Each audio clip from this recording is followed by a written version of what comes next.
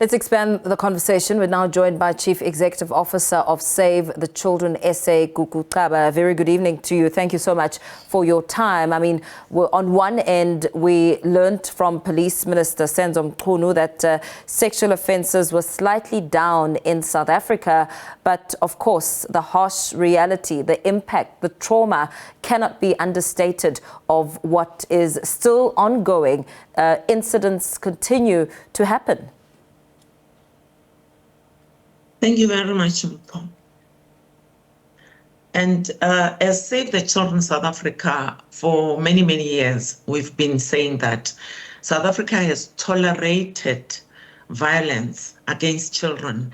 And we've got almost 30% of physical violence in the home setting. We've got 30% of sexual violence in the home setting. That tells you that we have been reporting these numbers in the past 10 years, and now these numbers are growing, creeping towards 35%, both of them.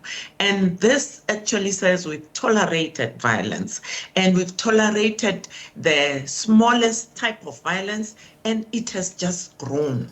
And it's overwhelming us now, and families want to believe that the justice system will be able to manage it. And yet the child is born and bred and taken care of in the home setting. So as Save the Children, we are saying society has an ability to change the violence that is happening within the different households. What is it that communities, families can do to turn this around? Because clearly government and the justice system is overwhelmed right now. So that's the first point that we believe we must start at.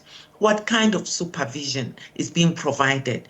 Clearly, South Africa is shown to be a violent society. But now, what is it that we can do in the environment where the child is so that we can reduce the ability of a perpetrator to find this child and be able to violate them? In many instances, perpetrators study the child. They start small. They groom the child. And eventually, they either penetrate the child, or as they are grooming the child, they allow themselves into the child. So it's not like in many instances it happens at a go. Yes, we do have that percentage, yes, but we do have an ability to prevent it. One activist was saying that the increase that we've seen and the consistency speaks to the complicity of adults in households. As you speak and make mention of the importance of responsibility and accountability and active involvement in ensuring that children are safe, what's your take on households and how they run and what sort of surveillance is needed? Thank you for the question, Mpho. Clearly, we've got a lot of family disorganization, and we should not ignore the fact that we've got children that are giving birth to children, which means we've got a child that is taking care of their own child, which means they are likely to leave that child alone. And then we've got a high divorce rate and family disorganization where parents are living separately. That also exposes the child to vulnerability, which means we have a problem in the family structure as a country. Then we move on to the fact that we've got working mothers and fathers, and we understand the value of working in order to provide for their families. But now we've got systems of taking care of children. Are we using them sufficiently? And after that, we've got such high alcohol abuse as a country. And you will find that within the groups that are abusing the alcohol, you've got people that could be perpetrators, and they're seeing the children in the household. They're sending the children to go and buy the alcohol. What are we teaching our children? Then you've got gender-based violence, where a father is abusing the mother and a child is watching. We are destroying our own children through the violence that they are observing. Then eventually you've got a perpetrator out of the violation that they grew up in. So there's a lot of things that should be done in a household that can change the trajectory of violence. The incidents that we mostly speak of and report on speak to the girl child. But of course, as we observe the 16 days of activism against no violence against women and children, children include boys and girls. How important is it to not ignore or perhaps turn away attention from the boy child? Definitely, and it was mentioned earlier on that we are talking about children, both the boy and the girl. We would like to make sure that a girl child and a boy child, they grow up in a less toxic environment so that they grow up being mentally stable and well and can be able to take care of other people that are around them, to reduce the number of perpetrators that are likely to be there. But at the same time, we want to protect both children from being abused by anyone, physically and mentally. And it's important for us to clearly explain that when a child is physically abused, you are grooming anger in them that they may want to take it out on another child.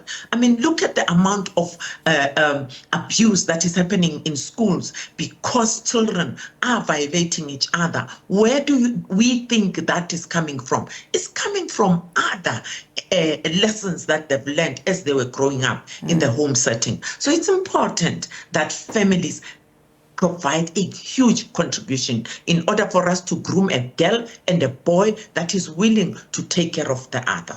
Yeah, absolutely. Let's talk a little bit about the effects. I mean, you've mentioned perhaps one of the contributing factors to the increase in violence in schools that we're witnessing, but also looking at the effects of child pregnancies. As you talk about children birthing children, what happens to that child who's given birth to a child in the system?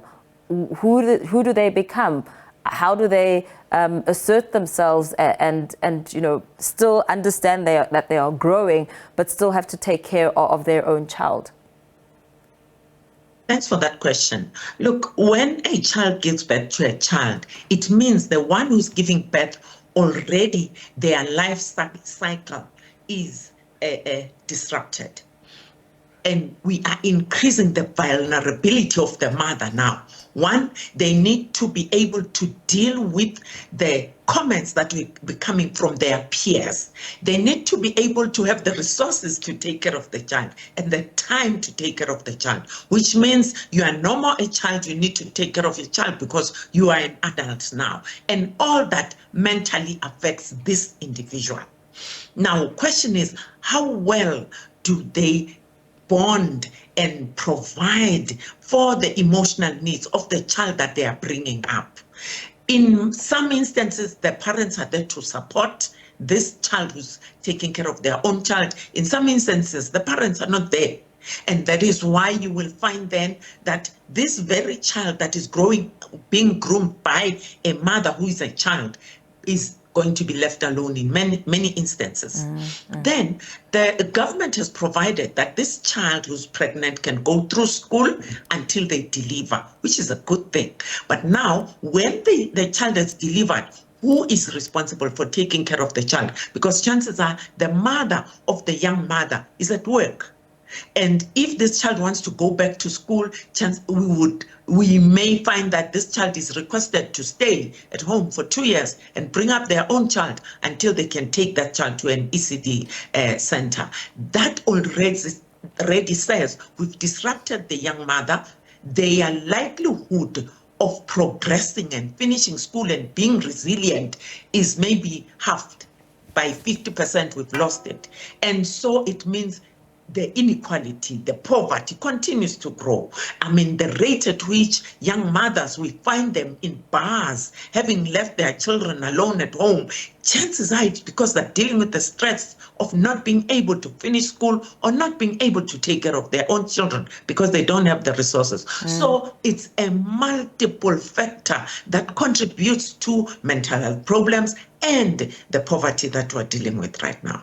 Gugu, let me thank you for your insight and your time this evening. Thank you very much. We're going to have to leave the conversation there. Chief Executive Officer of Save the Children, Gugu Xaba, speaking to us about some of the pressing challenges as we observe the 16 days of activism.